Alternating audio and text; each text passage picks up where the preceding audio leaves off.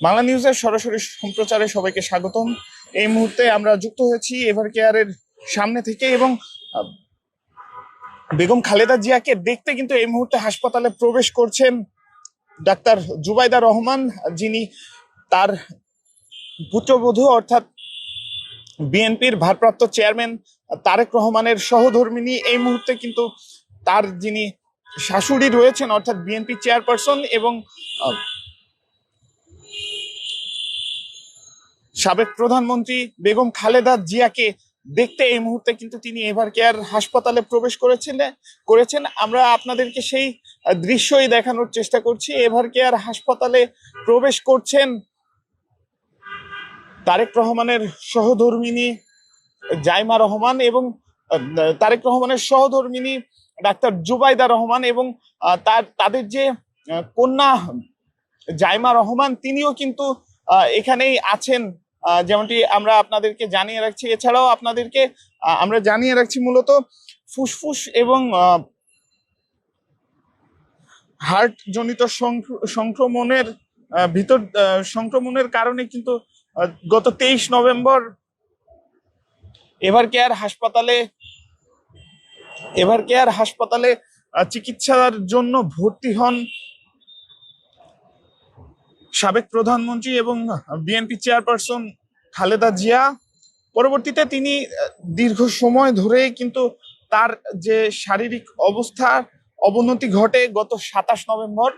দীর্ঘদিন ধরে কিন্তু তিনি এই রোগের চিকিৎসা নিচ্ছিলেন। 27 নভেম্বর তার এই শারীরিক অবস্থার অবনতির পরে আমরা দেখেছি বিএনপি সহ বিভিন্ন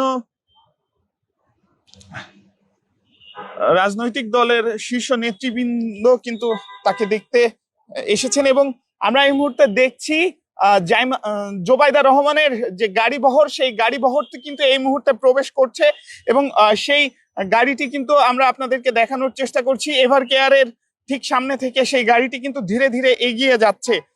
এই গাড়িতেই রয়েছেন তারেক রহমানের সহধর্মিণী এবং খালেদা জিয়ার যিনি পুত্রবধূ,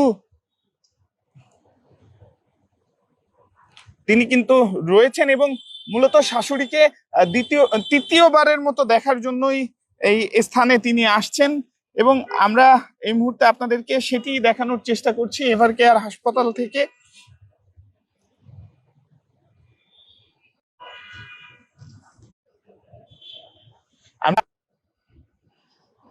আমরা আপনাদেরকে জানিয়ে রাখছি একটি পর্যায়ে কিন্তু বেগম খালেদা জিয়াকে অতি গুরুত্বপূর্ণ ব্যক্তি হিসেবে স্বীকৃতি দেয় বাংলাদেশের অন্তর্বর্তীকালীন সরকার এবং সেই স্বীকৃতির এক পর্যায়ে কিন্তু আমরা দেখেছি, যেহেতু ভিভিআইপি ব্যক্তির ঘোষণা আসার পরে তিনি কিন্তু এসএসএফ এবং পিজিআর এর যে প্রোটোকল ব্যবস্থা, সেই প্রোটোকল ব্যবস্থার মাধ্যমে নিরাপত্তা পান। অর্থাৎ বেগম খালেদা জিয়ার যে নিরাপত্তা ব্যবস্থা, সেই নিরাপত্তা ব্যবস্থার যে প্রোটোকল, সেটি এখন কিন্তু বিশেষ নিরাপত্তা বাহিনী অর্থাৎ এসএসএফ, স্পেশাল সিকিউরিটি ফোর্স, সেই স্পেশাল সিকিউরিটি ফোর্স কিন্তু দিচ্ছেন। আমরা এই মুহূর্তে আপনাদেরকে দেখানোর চেষ্টা করছি এভার কেয়ার হাসপাতালের সামনে থেকে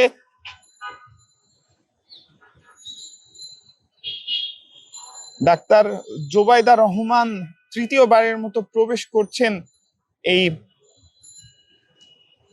এভার কেয়ার হাসপাতালে এবং সেটি আপনাদেরকে দেখানোর চেষ্টা করছি। এই মুহূর্তে বসুন্ধরা আবাসিকের যে রাস্তা, সেই রাস্তা ধরেই এগিয়ে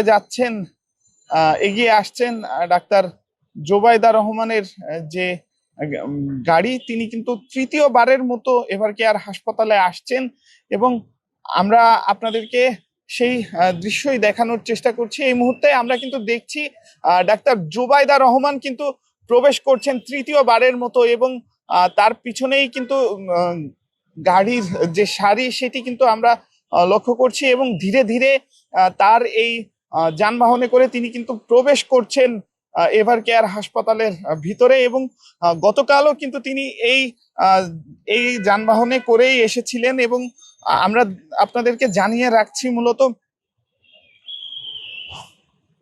বেগম খালেদা জিয়াকে লন্ডনে উন্নত চিকিৎসার জন্য লন্ডনে নেওয়ার জন্যই কিন্তু তিনি বাংলাদেশে এসেছেন, এবং আমরা সেটি আপনাদেরকে দেখানোর চেষ্টা করছি। জানিয়ে রাখছি, মূলত